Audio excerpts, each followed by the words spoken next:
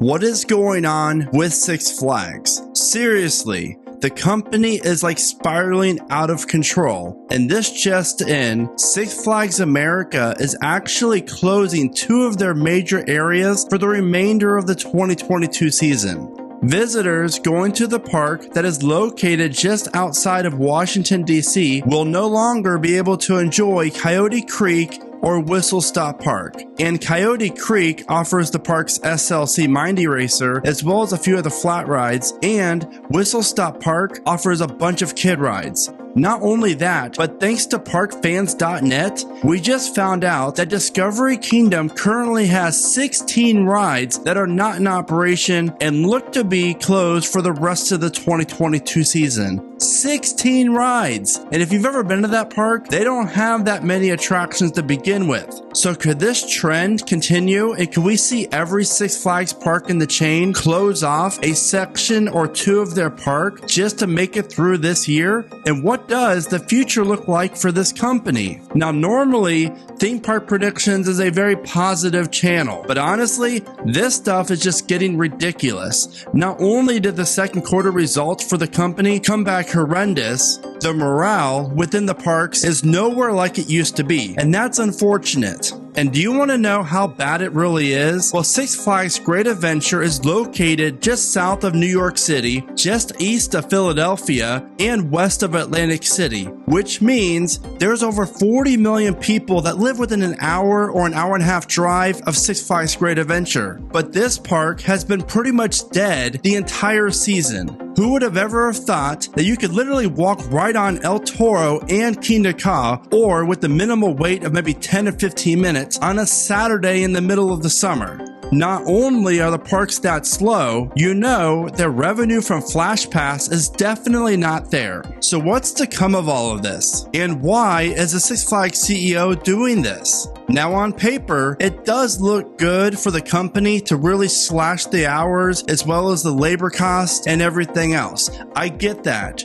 But there's always 2 sides of it. 1, you have the guest perspective side, and then 2, you have the employee side. Obviously, for any business to operate, you need employees to come in and want to work. And that means employees need to be happy. Well, apparently Six Flags America has had some major staffing issues, which honestly, I really don't see how that's even possible considering the location of the park. Not to mention, but there have been at least 2 to 3 separate full-time layoffs within the entire company take place, I want to say since the beginning of the year, or at least late 2021. And while I understand how layoffs do work, it's never advised to make your staff so thin that you don't have the proper coverage, because then you have safety concerns, you have operation concerns, and of course, a great work-life balance.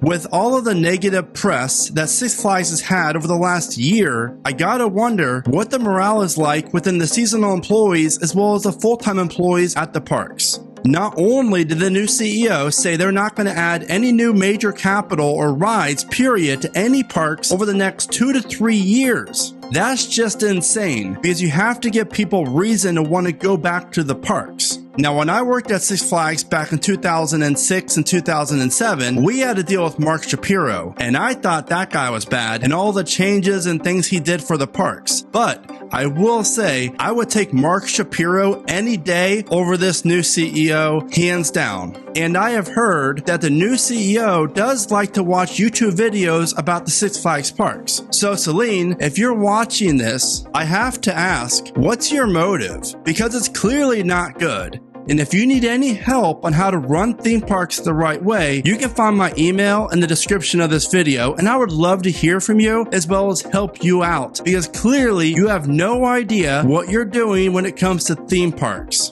So what does the future hold for Six Flags, and will we see this happen at other Six Flags parks? And I just have a funny feeling that we're going to, because I predict that the new CEO is going to make each park in the entire chain close at least one section or a few rides at each park. Especially parks like Great Escape, Six Flags St. Louis, Six Flags New England, and Six Flags Mexico. Normally, I really love the Six Flags parks, but after my visit to Six Flags Great America back in June, the park looked very run down, and I'm talking a bunch of overgrowth when it comes to plants along the queue lines as well as the midways. It's almost like the park doesn't have a landscape department at all or doesn't know what a weed eater is. Because honestly, you should not have to walk through a queue line with weeds brushing up against your ankles and your feet. While the future of Six Flags does not look great right now, I do still think there is some hope, but it's not with this CEO, and I honestly think he's trying to make the parks pretty much as bad off as he can to sell them. So if you have any stocks within the Six Flags company, I would definitely be cautious going forward. And honestly, I just have to say, I'm so happy that Carowinds, my home park, is a Cedar Fair park over a Six Flags park. And I get it. You want to try to provide a quality product that is top-notch, something that Six Flags really hasn't been over the last few decades.